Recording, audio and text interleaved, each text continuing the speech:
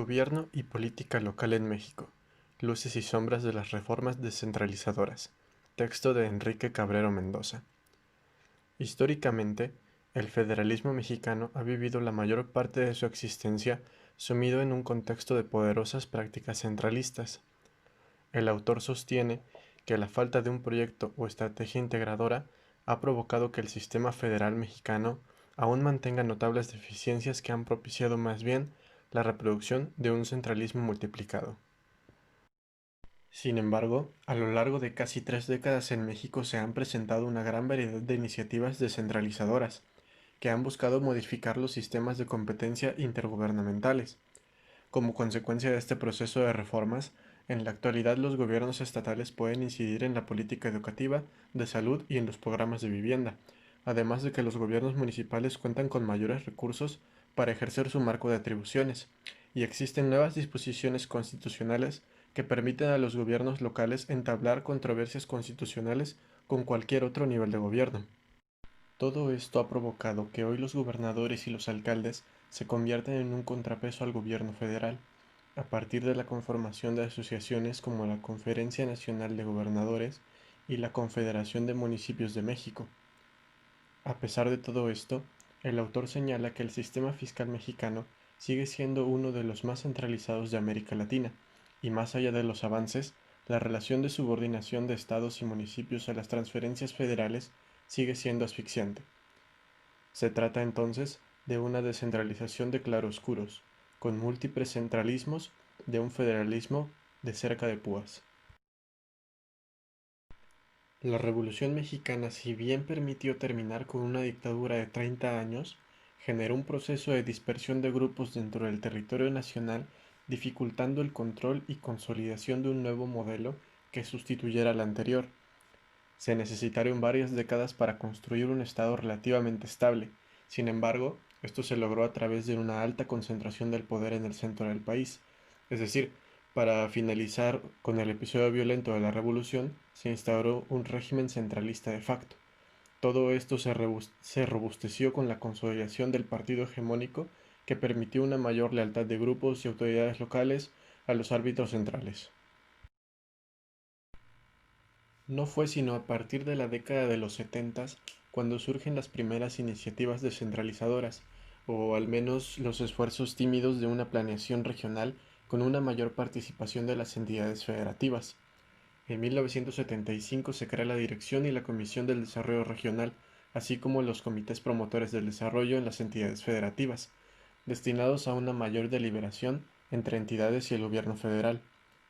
Posteriormente, en el periodo de 1976 al 82, se impulsó el desarrollo de polos industriales fuera de la Ciudad de México donde estaban concentrados. Aunque sí que todos estos esfuerzos se caracterizaron por su verticalidad y una fuerza de imposición desde el centro hasta las regiones. Durante la presidencia de Miguel de la Madrid, se da el primer esfuerzo sistemático por la descentralización de la vida nacional. En el Plan Nacional de Desarrollo se estableció la necesidad de redistribuir las competencias entre las tres instancias de gobierno. La reforma al 115 constitucional reconfiguró el marco de competencias de los gobiernos municipales y se reconoce al municipio como la comunidad básica de la federación. Pese a todo, el contexto político nacional y local de la época, poco diverso y plural, aún dominado por el partido hegemónico, aminoró el alcance de dicha iniciativa. Más adelante, durante la presidencia de Carlos Salinas de Gortari, la descentralización como iniciativa gubernamental quedó prácticamente desaparecida de la agenda de gobierno.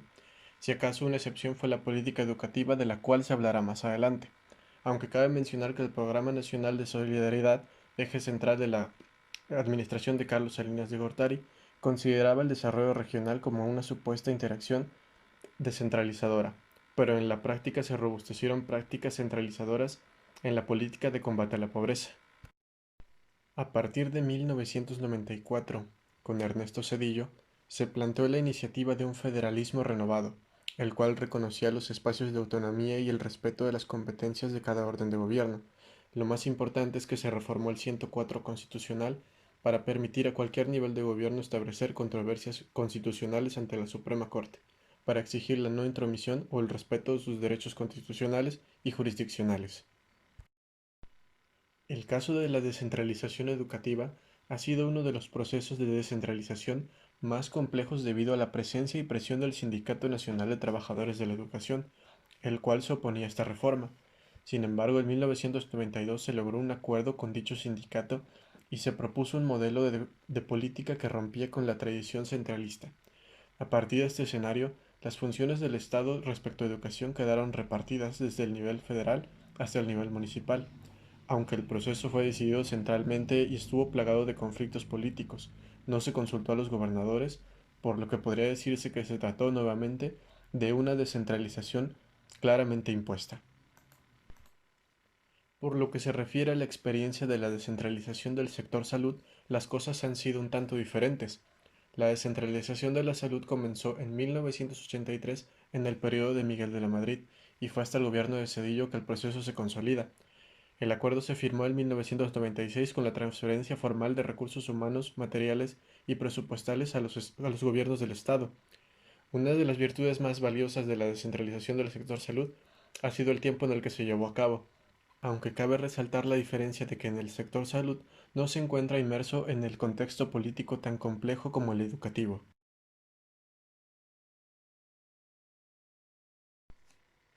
En las administraciones de Vicente Fox y Felipe Calderón, se podría decir que este proceso ha terminado por estabilizarse.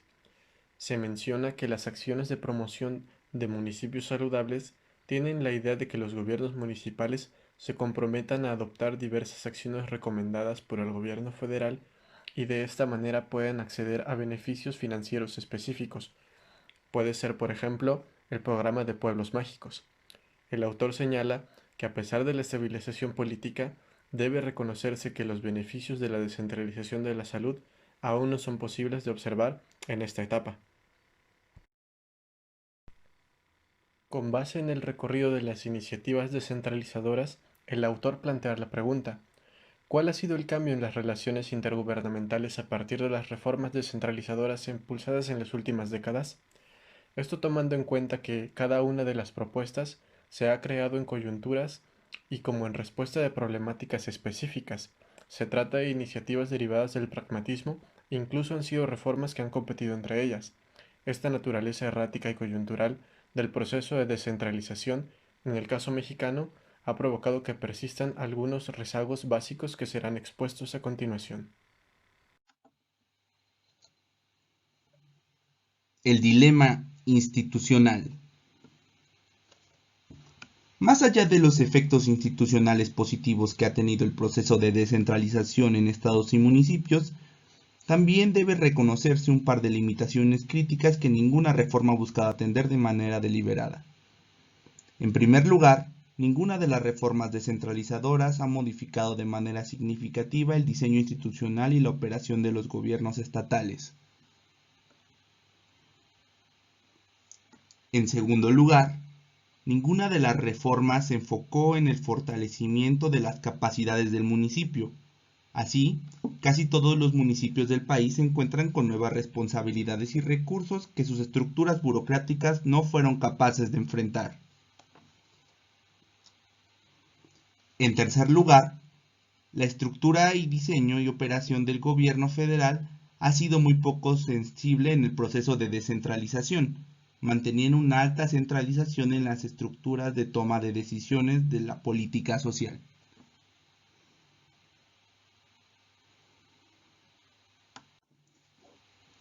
El dilema fiscal.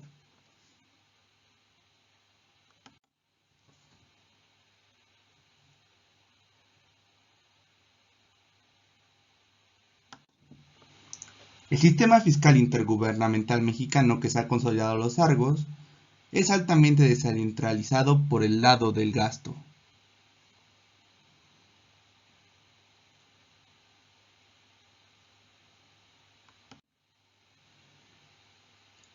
Pero al mismo tiempo, también es altamente centralizado por el lado de la recaudación de ingresos, pues la federación capta casi 95 centavos de cada peso.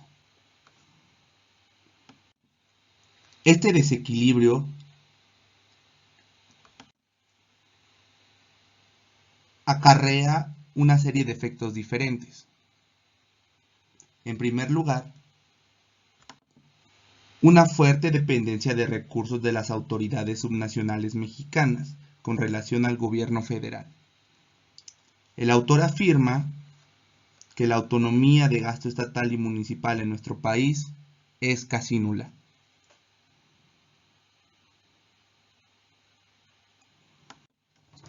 Por otro lado, a pesar del fuerte peso que tienen las transferencias federales en las finanzas subnacionales, la diferencia entre gobiernos del mismo nivel territorial son abismales. Los 20 municipios más poblados del país, que equivalen al 1% del total, reciben un sexto de las transferencias federales totales y recaudan casi un tercio de los ingresos. Los siguientes 300 municipios más poblados, que son alrededor del 12%, reciben la mitad de los recursos federales destinados a los gobiernos locales y recaudan poco más de la mitad de los ingresos. Sobra decir que son más de 2.100 municipios restantes, los cuales en general son ciudades con menos de 15.000 habitantes. Entre ellos, solo se distribuye 40% de los recursos federales restantes. El dilema de coordinación gubernamental. Un último dilema es la inexistencia de mecanismos sólidos y uniformes de coordinación y colaboración intergubernamental.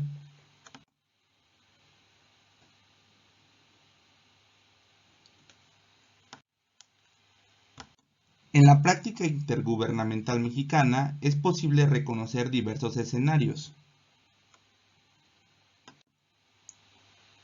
El primero de ellos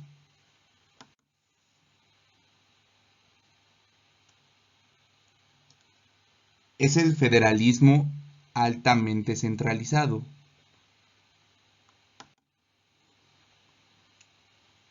como es el caso de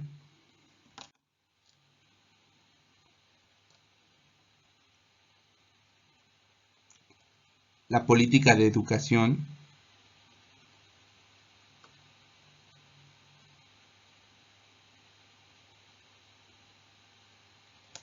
y los programas federales de combate a la pobreza.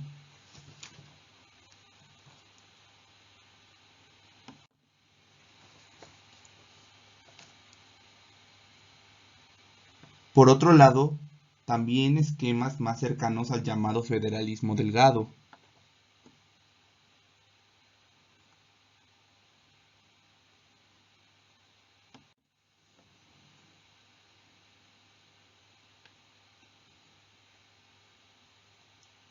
como es el caso de la construcción de vivienda,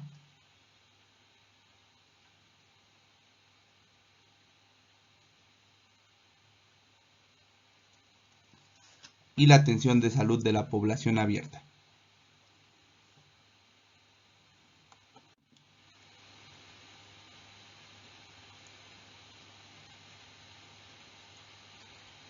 Solamente unos pocos se encuentran bajo la lógica de federalismo corporativo real.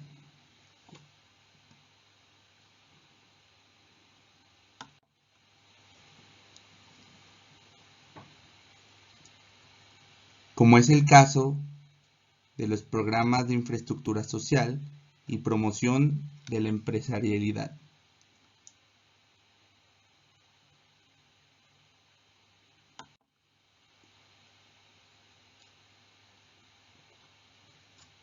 Por último, los de federalismo cooperativo,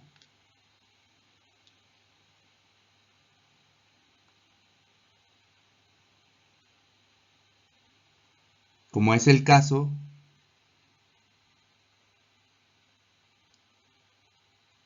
de los programas de municipios saludables y escuelas de calidad.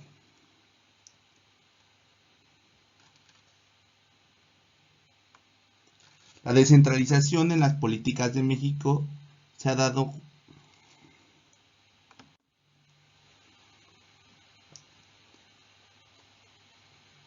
con más intensidad a partir de mediados de los 90.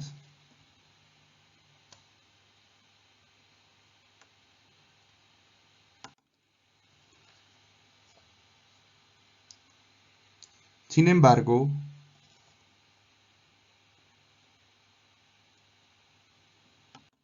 La visión dominante de la descentralización ha sido bajo un enfoque de arriba a abajo,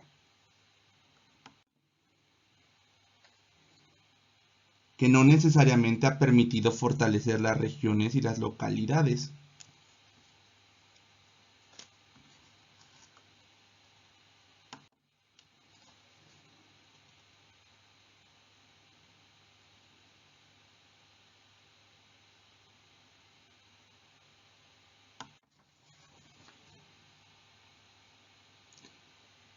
Descentralización o centralismo multiplicados en el caso mexicano. En un país con tradición centralista, el trayecto de reacomodo de las relaciones intergubernamentales puede llevar a un fortalecimiento del centralismo en cada nivel de gobierno.